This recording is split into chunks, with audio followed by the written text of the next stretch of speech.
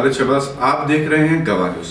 2 جون کو تلنگانہ ریاست کے قیام کے 10 سال مکمل ہو رہے ہیں۔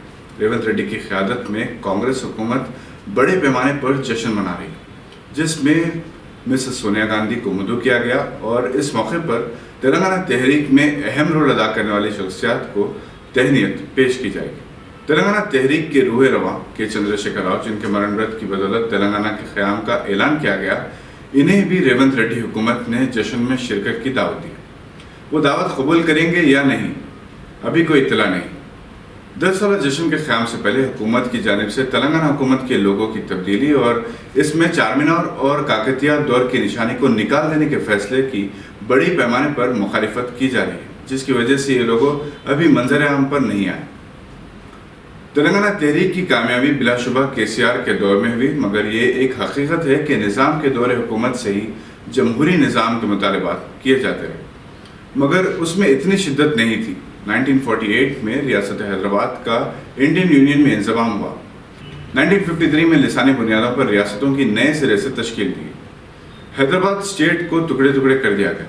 آندھرا اور تلنگانہ کے تیلگو علاقوں کو آندھرا پردیش کی شکل دی گئی اور 1956 میں آندھرا پردیش کا قیام عمل میں لایا گیا۔ تلنگانہ کی زمینوں، جائیدادوں، وسائل اور دولت پر آندھرا والوں کا قبضہ ہو گیا۔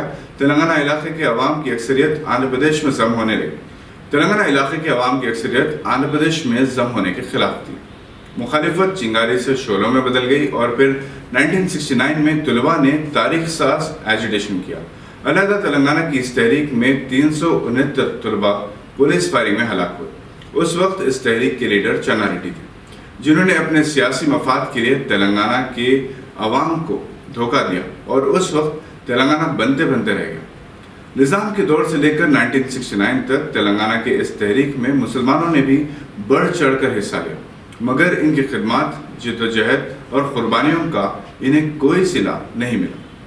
1969 سے پہلے تک جن مسلمانوں نے تلنگانہ تحریک میں حصہ لیا، ان میں باقر علی معراج، چراغ علی، ترے باز خان، سریا طیب جی، مخدوم محی الدین، فرید معراج، ڈاکٹر عبدالقدوس جالمی، جمال النساء باجی، میجر عابد حسین صفرانی، معصومہ بیگم، میر اکبر علی خان، محمد رجب علی، ملا عبدالقیوم خان، مولوی سید علاء الدین، محمد جمال الدین، ملا عبدالباسط، قمر الاسلام، رضیہ بیگم، شیخ مولا صاحب، شعیب اللہ خان، سید حسن نذیر، سید بدر الحسن، سید فخر حاجیہ حسن قابل ذکر ہے۔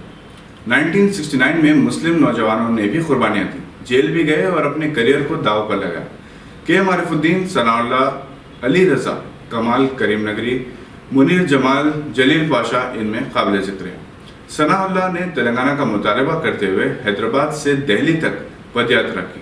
کمال کریم نگری نے 1969 میں اعلان کیا تھا کہ جب تک تلنگانہ کی تشکیل نہیں ہوگی اس وقت تک وہ شادی نہیں کریں گے۔ وہ شادی کے بغیر ہی دنیا سے رخصت ہو گئے۔ KCR کی کامیاب تحریک میں شہری اور دیہی علاقوں سے مسلمانوں نے بڑھ چڑھ کر حصہ لیا۔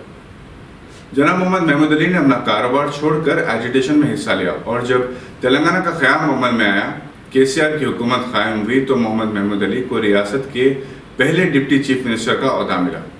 وہ دوسری میعاد میں ہوم منسٹر رہے۔ محمد محمود علی کے علاوہ عارف محمد خان، اصغر حسینی، عزیز پاشا، عبدالعزیز نظام آباد، حنیف علی محبوب نگر کی خدمات کو فراموش نہیں کیا جا سکتا۔ تلنگانہ کے 10 سالہ جشن کے موقع پر مسلم مجاہدین آزادی کو یاد کر کے ان کی خدمات کا اعتراف کیا جانا چاہیے۔ اردو سے تعلق رکھنے والے ممتاز ادیب اور صحافی شیخ نصیر احمد نے تلنگانہ کے مسلم مجاہدین آزادی پر تیلگو میں کتاب لکھی، جسے انہوں نے مرحوم جناب ظہیر الدین علی خان، مینیجنگ ایڈیٹر سیاست کے نام کیا۔ جناب ظہیر صاحب، جن کا 7 اگست 2023 کو اچانک انتقال ہو گیا، تلنگانہ تحریک کے روح رواں تھے۔ شیخ نصیر احمد نے اس سے پہلے ہندوستان کے مسلم مجاہدین آزادی پر 23 کتابیں لکھی ہیں، جن کی تیلگو اور دوسری زبانوں میں ترجمہ ہوئے اور لاکھوں کی تعداد میں یہ کتابیں بلا ہدیہ تقسیم کی گئی اور لائبریریز کو عطیہ میں دی گئی۔ حکومت مجاہدین آزادی کی خدمات کا اعتراف کرے یا نہ کرے، شیخ نصیر احمد نے ان مجاہدین آزادی پر کتابیں لکھ کر انہیں ہمیشہ کے لیے تاریخ میں محفوظ کر دیا۔ اس سے بڑا کوئی اور اعزاز نہیں ہے۔ یہ تھی آج کی ایک اہم خبر پر نظر۔ اگر آپ ہمارے چینل پر نئے ہیں تو اسے لائک کرتے ہوئے سبسکرائب کرنا نہ بھولیں۔